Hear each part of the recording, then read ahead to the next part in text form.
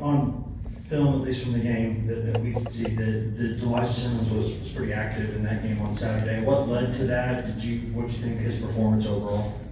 Well, obviously, I think he's getting healthier. He had a good spring. He was having a good camp till he got hurt. And then he was out, to mid-season. So, just getting himself back in shape and just becoming more consistent. And I thought he probably did play his best game he's played since we've been here. So, there's still much room for improvement. I think he knows that. So he's just got to keep pressing and pick up where he left off. Ryan and Casey. It's a lot of the same faces for Missouri's passing offense this year. Just how have you seen them watching tape improve from last year to this year? Well, obviously, with Missouri, I think when you look at him, the first thing starts with the quarterback. He's a really good football player. He has really good command presence. He can lead. He can throw the ball. And he's elusive. He can run. He puts a lot of stress on you. So starting with him, and then you look at their receiving core. Those are some special guys that he's got out there.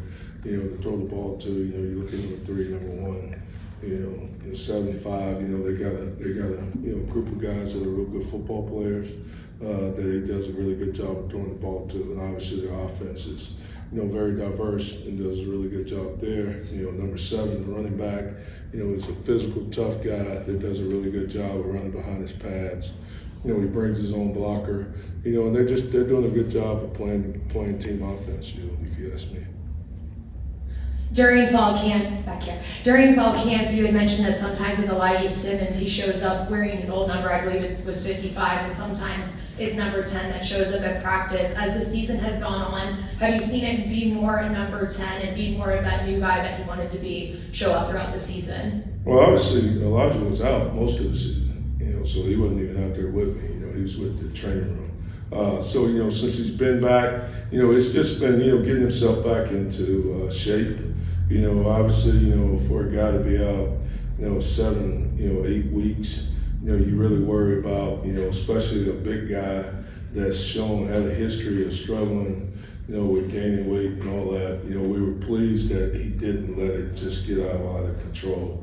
But still, it was still the same thing about, getting himself back into, playing shape, So, it's different in running with the trainers and strength staff and all that, than getting out there actually practicing, doing the strain of football related type thing. So, obviously, I think he's more dialed in, he's more in tune to what he's trying to accomplish, and so he's been more attentive to details. And hopefully that's just going to carry over and continue to build. And that he's getting a body of work that he wants to build upon it. I know he feels good about himself. I think he felt good about how he played, this past Saturday. So hopefully he'll go and start stacking good on top of good, and that we don't, rather roller coaster. Coach and Rob.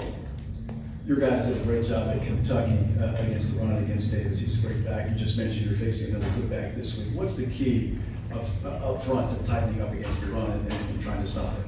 Well, obviously, coming into the game, Kentucky had one of the most prolific run games that we had faced up until that point. The running back was averaging almost 6 yards a carry. So we really put a big emphasis on it. Just trying to create a new line of scrimmage, trying to play more vertical, trying to force them to make jump cuts prior to what they were. So and the same thing with this guy. They're very similar, but this guy may be just a tad more physical, where the guy at Kentucky was faster. But I think they both do a really good job of pressing the blocks, and then just finding a soft spot, get squaring up the shoulders, getting downhill. So we've got to do a great job of playing vertical, create knockback. We got to be able to tear up blocks. We got to keep our pads square. We got to tackle. We can't miss tackles. All the little things when it comes down to playing in this conference. Just play a great, sound, fundamental game. Coach, you've been around this league a long time. 3 years ago, when you guys got here, until now, when you're the top road defense of the SEC at this point, can you just talk about the evolution, what it took to get this journey before you were got here to today? Well, obviously, I think that's, compliments to the young men in the program that have bought into what we've been preaching. We're blessed, to have some really good young men. I think, guys have been beaten down. It's been a long time since, Tennessee have been back, to the elite status that Tennessee's used to. So, obviously, for those guys that started out with us, the first year, for us to, win 7, games, I thought that was great, and turn around and back it up with last year, just seeing the improvement. I think they're taking more pride into, getting the program back to where it belongs. And then, these kids have bought into it. They're doing the little things. Leadership's starting to show up in the locker room, which I think anytime in this league that you have a good program, it needs to be peer led. Obviously, we don't mind leading as coaches, but we have to be honest with ourselves. For it to be really effective, we need the kids to buy into it, and we need the kids to hold each other accountable. And I think our guys have done a much better job of doing that. And not having to start over, day one every day. That we're able to move the needle and pick up where we left off. And still, guys, we got a long ways to go. I mean, we all know that. We got to continue to improve in all facets of our game. And we can't ever become satisfied. Not like we did anything to be satisfied with. But we've got to keep working hard to try to improve every day. Last question, Patrick. Coach, you guys are still near the top of the SEC in sacks, but just won in each of the last 2 games. Coach Banks talked last week about how you guys are getting maybe more attention for your pass rush, whether it's max protect, chip, things like that. How do you work through that with your guys during the week to help them sort of overcome maybe the extra attention they're getting from other teams that are trying to take that away from you We guys? just got to strain. I mean, obviously we got to strain. The ball's coming out quick. They're max protecting. They're chipping. That's part of football. So we got to just continue to work on our fundamentals and pre-snap, see some things better. Where the back and the tight ends lined up. Expect the chip. Being able to chip the chipper. Just do different things. From a fundamental standpoint to be more efficient in what we're doing. That's part of it. That's respect. I'm glad people do respect us. And so now we gotta, get better. Thank you, Coach. Thank you. The growth in your room this year, feels like that those outside guys have really started to get a lot more confident the last few weeks. The Squirrels made one more plays and they kind of got their foot. Yeah, I think that's been the word of the years, just growth. I think the relieving part about that word is we've yet to peak. So I think, as those guys continue to work, like the best version of themselves, we'll continue to see. Got a bunch of guys in new spots, a bunch of guys that used to new roles. And I think ultimately, that detail, the intensity that it takes to prepare each week, I think just repetition of that over and over is why guys are becoming more comfortable. And now you've been able to see them make more plays as of late. So I think as they continue to work that plan, that'll continue to come. Rob, then Casey. Coach, Dante Thornton the last couple of weeks been showing up more and more. Where's his improvement coming from? And do you like him working outside as opposed to the slots? Yeah, I think we've been able to get him confident, comfortable. I think early on, a lot of that, man, he's a kid that he wants to do so well. And you kind of toe that line of pressing and being aggressive, and just getting him to calm down and not press so much and just go play football. And I think now you're seeing the confident version of him, which is why he's able to go and make plays. So the plan in practice is continue to do that, continue to keep him confident. That way you can see him relax and play ball on Saturday. Going off of that with Dante, is there anyone that's been in the wide receiving room that he's really been able to kind of take advice from and look up to that's really pulled him along to help give him the confidence that he's needed this season? I think Brew has been awesome for all of those guys. He's always in the building. He's in meetings, he's in team meetings, and as devastating as it was having him go down, I think he gave him a bigger voice. He was already a leader of that group, but his voice, I think, being able to speak to those guys, he's helped each and every one of those guys tremendously. Rick and Patrick. Coach, along the same lines, did you see the urgency really start to pick up with your guys when Brew went down? Absolutely. And you never know when that moment is gonna come. that's why you always got to prepare as if you're up next. And so I think there was a big wake-up call, not only about the urgency, but just opportunity when Brew went down. So you see some guys step up and make plays. Like Chaz made a couple huge plays the last weeks. Caleb Webb made a really huge play last week, and Dante and Ramel we talked about. But you know, it's got to create urgency within the group, and I think it has done that. Coach, with moving Dante outside, why is he more comfortable there? Was that part of the reason he's got more confidence? Is the position change, or is that maybe overstated too much? I think it is an overstatement. You don't know. You know, we play guys in and outside most of the time. Sometimes it could be just getting them in one spot, allowing them to be comfortable, and the game slows down a lot quicker.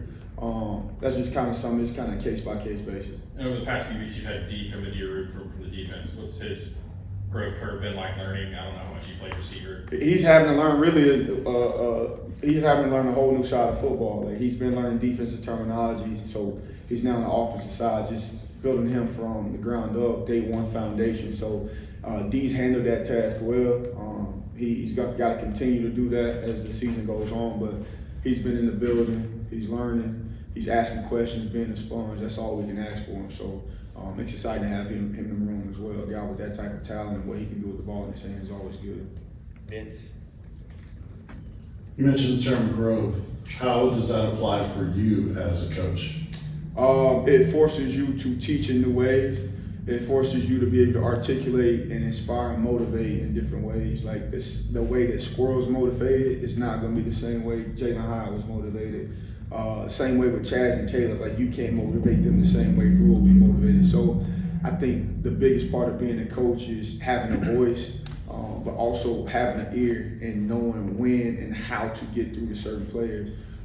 And with each group, each year is going to look different. Like, each group is going to take on their own DNA. And I think as you continue to get experience with that group, I think it also lets you know like how guys are triggered and what button to push and when to push them. So that's been the biggest growth part for me this year.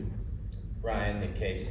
Did you have any relationship with D before you made the change, or have you had to kind of get to know him recently? No, so I coach him on punt return, so like the relationship was kind of seamless. I would like to think I had a good relationship with him, but he's awesome. He's a great kid on punt return. Worked with him there the last 2 years, so the connection was already there. The only piece building with him was just the terminology. Like I said, he's done a great job of being a sponge and going in and working on and off the field and becoming a wideout now. Going off of that with D, how much of it was him advocating for himself that he wanted to get a chance on offense, and how much of it was you just knowing his ability and how he could fit in there? I think, hats off to that kid, because his mindset has always been like, I just want to help the team in whatever way I can. Like, if he's snapping for or he's a placeholder, like, it don't matter. Like, his mindset has always been he wants to help the team. So I think once we made the move to him coming to offense, naturally he's excited about that, because I think he feels some of his own skill set that could be used over there. And so we're going to try to create some more opportunities for him then. Carthy? Coach, you said a minute ago that each wide receiver room over 3 years has its own DNA. What would you describe the DNA of this wide receiver room? I think that's to be determined. I think, I mentioned earlier, like, I think the best version of this group is yet to be out there. And I think as we continue to roll the rest of the season, like, we got a long season the rest of the way, I think, man, that's to be determined. I think, just the way these guys have practiced the last couple of weeks, like, you're continuing to see guys do new things and become better. So I feel like the jury's still out on that. Last question, Vince. What can you say about the relationship your wide receiver room has with Joe Milton and some of the more recent success in all of it coming together? Joe does a good job of leading those guys. He's not afraid to hold those guys accountable. He's not afraid to take accountability on his own. Those guys have done a good job of feeding off each other, talking through things, and battling through some issues.